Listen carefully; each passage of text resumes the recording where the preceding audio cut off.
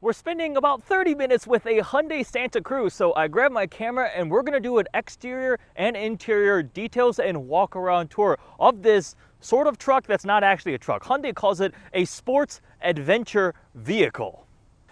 We'll start with the front end design, which is one of the most unique, standout, and coolest front ends I've seen on anything that probably is under $100,000. Look at the way these elements on the grille blend in to the daytime running lights, and it like when they're off they kind of blend together. At night it looks really cool. It is so distinctive, it is eye-catching, and it's just innovative. It's different. I haven't seen this done on a front end of a car outside of what Hyundai's now doing now, and I really like it. It's really cool. The Hyundai badge is definitely a little gigantic. Like, watch for scale. It's huge, but I do like the front end. It's finished in this kind of cool powder blue color. The side profile is where you'd start thinking this looks like a truck, like a compact, smaller truck.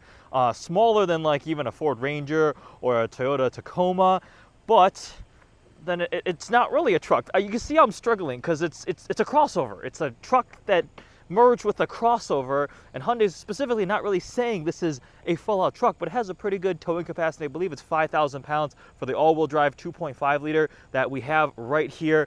But we'll play around with the bed in a moment. We'll continue checking out the exterior though.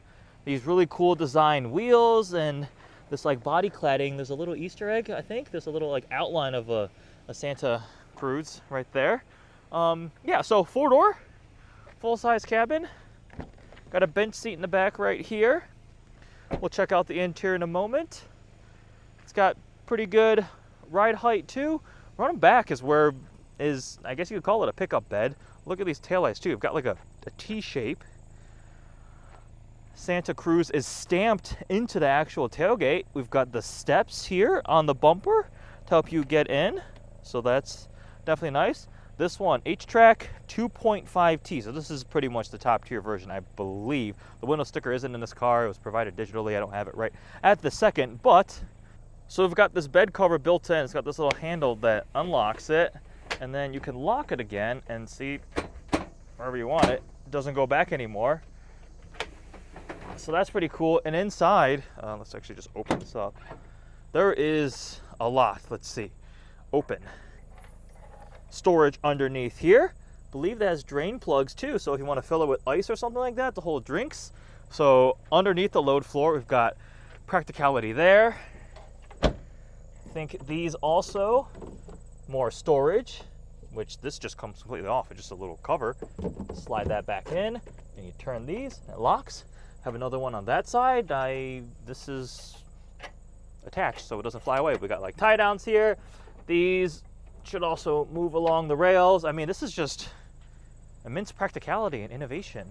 Got a cool design here, another little outline of a Santa Cruz. Let's now hop inside the driver's seat. It's a pretty cool steering wheel. We've got kind of this like horizontal element here.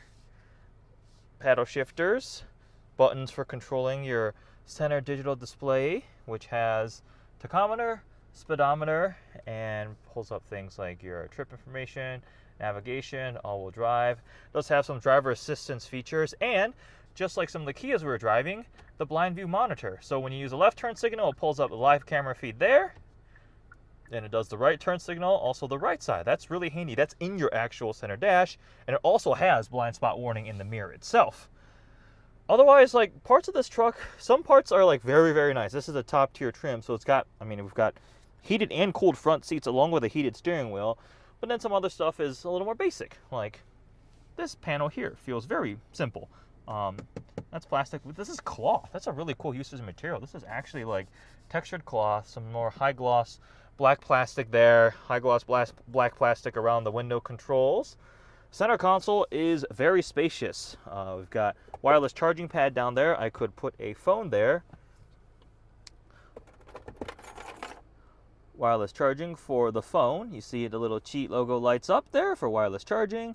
Some power outlets, and then a lot of capacitive touch controls for your climate control system here. You hear it beep. And then the upgraded center infotainment screen, which I believe is shared almost exactly the same as the Kia, because the Kias I've been driving look very, very similar to this. Maybe a little bit different of a skin on this thing. But, oh, we have a valet mode. And what is quiet mode? Oh, interesting. I don't need that right now. Start, stop button there. Check out the knurling pattern on these stalks. Like, that's like a hexagonal knurling. That's really cool. So, upgraded screen here, running, you can have CarPlay, Android Auto, things like that. We do have a lockable center differential, auto hold, the parking cameras. Let's see, what does that do? And I think hill descent control. Yeah, 360 overhead view. So it has all of that. It's pretty cool. Small little sunroof up top. Fairly standard seats. Nothing crazy there, but it feels really, really spacious. That was my first impression when I hopped in here. I was like, wow, it feels really open. The way the dashboard kind of pushes away from you, this arcing giant line, this curved line with the air vents too. It feels very, very open, even though it's not like a gigantic crossover truck thing. It feels quite spacious on the inside. So this is a top tier trim with a 2.5 turbo, which makes 281 horsepower and 311 pound-feet of torque. With all-wheel drive, it will tow 5,000 pounds. In terms of pricing, very base Santa Cruzes are in the mid-20s, $25,000, but you can option them up into 40 grand, which is a lot for a small compact pickup truck, but this has a lot of features. I think this one might be almost loaded. It has like all the tech and luxury features and the top tier engine and a towing capacity.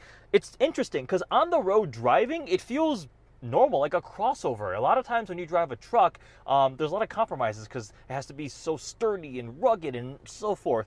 This feels very ordinary. Good turning radius. It rides pretty comfortably. It's quiet. So again, I think that's why they didn't specifically call it a truck. Like, it's not a pickup truck. It's a lifestyle sport activity vehicle. That's an adventure vehicle, whatever Hyundai decided to call it. I like it. It looks really unique. The styling is really distinctive. I think it looks way better than the Ford Maverick. I personally think the Ford Maverick already looks very plain and dated.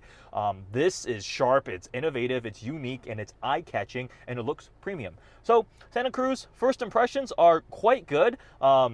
It's for someone with a very active lifestyle. There's all these adapters, roof rails, and things you can put on for your bikes and take it kayaking, whatever. Active lifestyle. I want to take it camping. It'll handle all of that. To me, it seems very similar to like what the Bronco Sport will accomplish. It's not meant to be the utility hardcore work truck or the insane off-road vehicle that people are taking overlanding and off-roading, but it accomplishes kind of the hybrid. And it's good around town. It's not too big. You can park it easily. Has some nice features. Looks nice. This is cool. This is definitely cool. Definitely unique. Hope you guys enjoyed this first quick look at the Hyundai Santa Cruz. I hope to spend some more time with it, get to learn more about it, do a full in-depth review, but I am already late getting back to the Media Drive location, so I am going to hit the road, get back there. Thanks for watching.